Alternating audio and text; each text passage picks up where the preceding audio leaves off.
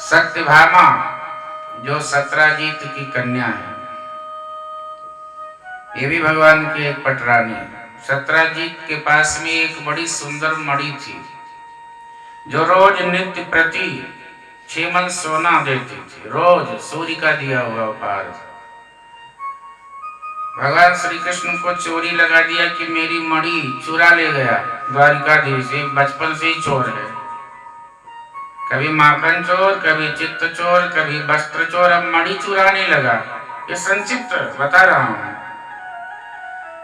भगवान को लगा कि अभी बालक था तब कोई चोर कहता था तब तो अच्छा लगता था, पर अब जब द्वारिकाधीश बन गया अब भी कोई हमको चोर कहे तो बहुत शर्मिंदगी सी महसूस होगी, अच्छा नहीं होगा, अच्छा नहीं लगेगा।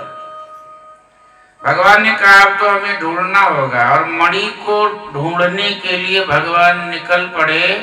एक वन में गए, वन में देखते हैं एक गुफा में जामवंत जी महाराज विराजमान है, रामावतार के जामवंत, और वो मणि उनकी प्यारी सी बिटिया लेकर के कन्या गुड़िया मणि खेल रही है। भगवान ने कहा बताओ मणि यहाँ है, हमको चोरी लगा दिया। भगवान ने कहा देवी ये मणि हमको दे दो, ये मणि जिसकी है उसके पास में पहुंचा दो। तो कन्या और बोली पिताजी पिताजी देखो ये मणि हमसे छीन रहे हैं। जामवान ने कहा कि है कौन जो मेरी गुफा में आ गया? भगवान ने कहा बस तुम जिसको ढूंढ रहे थे एक युग से वही आया है। अपने मन में कहा। जामवंत जी कूद पड़े युद्ध करने के लिए। द्वारिकाधीश से युद्ध हुआ है बहुत समय तक, पूरे 18 दिन तक युद्ध हुआ। जामवंत कोई साधारण नहीं थे, इतना भयानक युद्ध हुआ है। जब भगवान को लगा कि युद्ध ये लंबा खींच सकता है तो लास्ट दिन भगवान ने ऐसी ऐसी मुष्टिका प्रहार किया जामवंत पे कि सारी की सारी हड्डी दर्द करने लगी।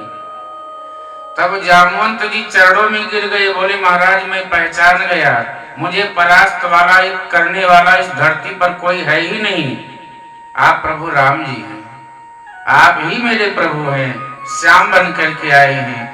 क्योंकि जब रामावतार में युद्ध चल रहा था, युद्ध के समय जब पूरा युद्ध समाप्त हो गया तो जामवंत जी ने कहा महाराज हमको तो दो दो हाथ करने का मौका ही नहीं मिला। बोले मंत्री थे आप, और मंत्री को थोड़े युद्ध करने के लिए भेजा जाता है, सैनिकों को भेजा जाता है, मंत्री बैठे रहे हैं। पूरा सेना नायक थे जामवंत जी। जामवंत मंत्री अति बूढ़ा, हाँ वो मंत्री थे। सो किया हो अब समरारूढ़ा, रावण ने कहा था वो बुढ़ा मंत्री, वो उसके अगवानी में कौन क्या युद्ध करेगा, वो भी कोई नहीं युद्ध कर पाएगा। जब मंत्री ही बूढ़ा है तो सेना का उत्साह कैसे बढ़ाएगा, ये रावण ने कहा था। तो लास्ट में जामवंत जी ने कहा कि महाराज हमको भी युद्ध करने का अवसर दो। राम जी ने कहा अगले युग में जब भगवान श्री कृष्ण का अवतार में स्वरूप धारण करूंगा तब मैं स्वयं तुमसे युद्ध करूंगा, कोई और तुमसे युद्ध नहीं कर पाएगा। क्योंकि जामवंत स्वयं ब्रह्मा जी के अवतार हैं। तो ब्रह्मा जी कोई साधारण थोड़े हैं, जिन्होंने सृष्टि रच डाली, कहां से कहां क्या क्या बना दिया है, देखते रह जाओ, सोचते रह जाओ, चिंतन करते रह जाओ, और वहां बुद्धि नहीं पहुंच सकती है। तो ब्रह्मा जी से आज जामवंत जी से, ब्रह्मा रूपी जामवंत से युद्ध किया, चरणों में गिर गए। बोले सरकार कैसे आना हुआ? बोले यही युद्ध का जो वादा किया था इसीलिए आया था। बाकी दूसरा कारण यह है कि एक मणि है जिससे चोरी लग गई है हमें, अब वो मणि तुम्हारी बेटिया के पास में है, तुम्हारी बेटी के पास में है, मणि हमको दे दो। जामवंत जी ने कहा महाराज जो मणि हमने अपनी बेटी को दे दिया है, बेटी का दिया हुआ धन वापस नहीं लिया जाता है, चाहे वो विवाह कर दिया हो या ना किया हो। हमने मणि बेटी को दे दिया महाराज, अब हम बेटी से मणि कैसे ले लें? हाँ एक उपाय है, या तो आप बेटी को ही ले लो, आप बेटी को स्वीकार कर लो, मणि अपने आप आपके साथ चली जाएगी। जामवंत जी ने कहा छुट्टी मिले, शादी हो जाए। भगवान ने कहा कि यदि यही मर्जी है तो हम स्वीकार करते हैं, पर मणि लिए बिना हम जाएंगे नहीं। अब तो दो दो मणि मिल गई, एक जामवंती और एक मणि दे करके गंधर्व विवाह कर दिया। गंधर्व विवाह, तत्क्षण हाथ में हाथ रख दिया, संकल्प बोला गंधर्व विवाह। बोलिए जामवंती महारानी की जय, द्वारिकाधीश भगवान की जय। अब यहाँ कोई और तो विवाह में था नहीं, 3 लोग ही थे। तो जामवंत देव स्वयं ब्रह्मा जी हैं, तो ब्रह्मा जी स्वयं संकल्प बोले, ओम विष्णु विष्णु विष्णु परमात्मा है नमः दैतस्य ब्राह्मणो वह्नि युति प्ररार्धे श्री श्वेतवाराह कल्पे वैवस्वन्वन्तरे अष्टाविंशतितमे कलयुगे, नहीं द्वापर युगे, द्वापर युग था, द्वापर युगे प्रथम चरणे अमुक मासस्य अमुक पक्षस्य, ये सब सारा बोल करके जामवती नाम कन्याम तुभ्यम अहम संपर्दये, प्रभु मैं आपको समर्पित करता हूं, आप स्वीकार कीजिए। ले गए, बोले दो महारानी जा करके सौंप दिए, रुक्मणी महारानी लो, एक और महारानी आ गई। रुक्मणी जी प्रसन्न हो गई कि चलो हाथ बटाने वाली कोई अभी होती तो बोले कल से तुम्हारी रोटी पानी बंद, तुम यही करते हो, जहां जाते हो वहां से एक और ले आए। परिवार महालक्ष्मी है रुक्मणी महारानी, प्रसन्न होकर के कहती है अच्छा हुआ एक और आ गई तो अच्छा ही हुआ, हम अकेली रहती थी बहुत खुश नहीं रहती थी, अब थोड़ा वार्तालाप करती रहेंगी। ऐसे करते करते भगवान की 8 शादियां हो गई, बहुत विस्तार है समय आज का, इसलिए सब विस्तार नहीं हो सकता। फिर जब मणि को दिया है जाकर के सत्राजित महाराज को, तो सत्राजित महाराज को बड़ी शर्म आई कि हमने झूठा ही भगवान के ऊपर दोषारोपण कर दिया। बताओ, मणि किसी और के पास सारी बात बताई। तो सत्राजित ने कहा महाराज हमको सब धूर्त कहने लगे हैं कि जो हमने आपको झूठा चोरी लगाया ना, हमें सब झूठ कह रहे हैं, तो एक काम करो ये मणि आप ही ले जाओ। और एक बात और, मणि भगवान ने कहा मणि मैं ले जाऊंगा तो लोग यही कहेंगे कि मणि देखो इसका चोर कहीं का, कि मणि के ऊपर इसकी नजर थी, ला करके दे भी दिया फिर भी ले लिया। बोले अब मैं मणि नहीं लेने वाला।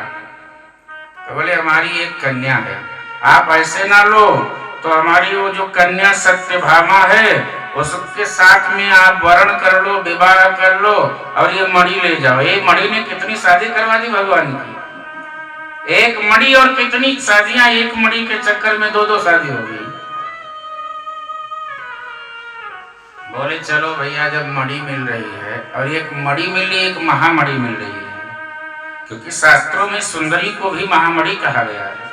और सत्यभामा ऐसी सुंदरी जिससे देवांगनाएं बड़ी बड़ी देवियां ईर्ष्या करती थी, इतनी सुंदरी थी सत्यभामा। सत्यभामा से भी पाणिग्रहण संस्कार भगवान ने गंधर्व विवाह किया है, और मणि नहीं लिए। बोले मणि नहीं लूंगा, मणि यदि ले लिया तो पक्का चोरी लग जाएगी, इसलिए मणि तुम रखो। सत्राजित न माने तो सत्राजित ने कहा कि महाराज मणि आप नहीं लेके जा सकते हो, तो कुछ विकल्प बताओ कि मणि आपके भी पास रहे मेरे पास भी रहे। तो भगवान तो विवेकवान है, द्वारिकाधीश जी ने कहा एक ही उपाय है कि इस मणि को तुम रखो, पर मणि से जो रोज सोना उत्पन्न होता है वो द्वारिका रोज भेज दिया करना। जो सोना उत्पन्न होता है, 6 भार सोना रोज उत्पन्न होती थी। भगवान ने कहा सोना हमारे यहाँ, मणि तुम्हारे यहाँ। बोले ठीक है, क्योंकि जब हमने संकल्प कर दिया तो बेटी के यहाँ का तो लेना ही नहीं चाहिए। पहले प्रथा देखो, बेटी के गांव में लोग जाते थे तो जल नहीं पीते थे, क्यों? हमारी बेटी यहाँ आई है, ऐसा होता था। खैर समय के अनुसार, पर अब भी रीति तो रीति ही होती है। ये सब त्याग था। लोग कहते हैं खाने से क्या होता है, अरे खाने पीने से बहुत कुछ होता है प्यारे। सोचो बहुत होता है। ये सब बड़ी बातें हैं, इसके विस्तार में जाए तो इसी पे आज कथा की आरती हो जाए।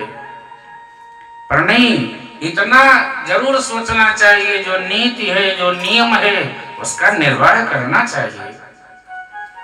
आप रीति का निर्वाह नहीं कर सकते, प्रीति का निर्वाह नहीं कर सकते, नीति का निर्वाह नहीं कर सकते, तो करेंगे क्या? न रीति, न प्रीति, न नीति। और ये तीनों मुख्य है जीवन में, तीनों मुख्य है।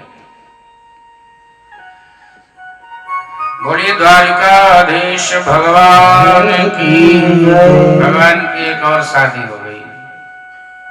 सत्यभामा को लेकर के गए रुक्मणी। हाँ महाराज। बोले लो एक और आ गई है। अब कौन आई? बोले देखो तो बिल्कुल तुम्हारी जैसी ही सुंदरी है। भगवान रुक्मणी तो सब लीला जानते हैं। बोले ओ चलो 3 हो गई। और अच्छा ही है, इतना बड़ा द्वारिकापुरी थी, इतना महल बहुत बड़ा था, ये सब सोना सोना लगता था। क्या सामंजस्य बना हुआ है, क्या प्रेम है। ऐसे करते करते एक दिन इंद्रप्रस्थ भ्रमण करने के लिए भगवान गए थे। इंद्रप्रस्थ ये दिल्ली ही है, यहीं आए थे घूमने। भगवान ने सोचा ला दिल्ली घुमाए, और यहाँ आए तो साथ में अर्जुन जी, क्योंकि यही तो सारा खेल यही के लिए तो हुआ था, सारा महाभारत। अर्जुन जी साथ में, भगवान साथ में यमुना के तट पे विचरण कर रहे हैं। देखते ही एक बड़ी देवी तपस्या कर रही है, साध्वी, भगवान के नाम का जप कर रही है। श्री कृष्ण गोविंद हरे मुरारे, हे नाथ नारायण वासुदेव। भगवान सब जानते हैं, अंतर्यामी है, पर जानते हुए अर्जुन से कहते हैं हमने पुरुषों को, महापुरुषों को तो तपस्या करते हुए देखा है, पर ये देवी क्यों तपस्या कर रही है? अर्जुन जाके पूछो। अर्जुन गए, देवी तपस्या बाद में करना, कारण बताओ कि आप तपस्या क्यों कर रही हो? तो वो साक्षात यमुना जी थी, कालिंदी। बोले मैं तो बाकी बिहारी को दूल्हा के रूप में प्राप्त करना चाहती हूँ, द्वारिकाधीश से विवाह करना चाहती हूँ। जब तक वो मिलेंगे नहीं मैं तपस्या छोड़ने वाली नहीं हूँ। अर्जुन जी मुस्कुराते हुए गए। बोले द्वारिकाधीश आपका बृहस्पति बहुत बढ़िया चल रहा है। भैया जब कुंडली में बृहस्पति अच्छा चलता है तभी योग्य वर और योग्य दुल्हन मिलती है। बड़े सरकार आपकी कुंडली में बृहस्पति इतना बढ़िया है कि 3 शादी हो गई, चौथा तैयार हो जाओ, वो भी आपसे ही विवाह करना चाहती है। द्वारिकाधीश ने कहा तो देरी किस बात की है, इसमें देरी मत करो, यमुना का तट है, तुम मेरे साथ में साक्षी के रूप में हो, और चलो इसी समय विवाह करते हैं, गंधर्व विवाह। अरे भाई तपस्या कर रही है, उसने कहा है प्राण त्याग दूंगी पर बिना कन्हैया के किसी और से विवाह नहीं करूंगी। तो भगवान ने कहा प्राण त्यागने का अवसर ही नहीं आएगा, मैं आ रहा हूँ। और पाणिग्रहण संस्कार उसी समय अर्जुन जी के सानिध्य में हो गया है। बोलिए कालिंदी महारानी की जय। विवाह हुआ, लेकर के गए पुनः द्वारिकापुरी। देवी स्वागत करो, स्वागत। बोले अब क्या हुआ? बोले पटरानी आ गई चौथी। बोले अरे द्वारिकाधीश कितने लाओगे? 1 2 3 4। बोले अभी चिंता मत करो, तुम केवल स्वागत की तैयारी करते जाओ बस, बाकी हमारा काम है, हम लाते रहेंगे। इसके बाद में लक्ष्मणा, भद्रा, सत्या, कितनी कथा, सबको प्रणाम करते हुए कुल मिला के 8 मुख्य पटरानियां हुई हैं, सभी को प्रसंगों को प्रणाम। और बाद में 16,100 इकट्ठे विवाह कर लिया। 16,100 वो थोड़ा सा झलक ही देखना है बस। वो कौन है? भवमासुर नाम का एक दानव है, उसने जहां भी सुनता था कि देवताओं की स्त्रियां सुंदर है, गंधर्वों की, जहां भी सुंदरी देखता था अपहरण कर लेता था। अपहरण करने के बाद में जाकर के कारागार में डाल देता था। ऐसे करते करते 16,100 एकत्र कर लिया। उसने सोचा कि जब इकट्ठे हो जाएंगी, अभी और 8 रखना था उसको कि 16,108 हो जाएंगी तब मैं विवाह करूंगा, मैं भी द्वारिकाधीश से कम नहीं होऊंगा।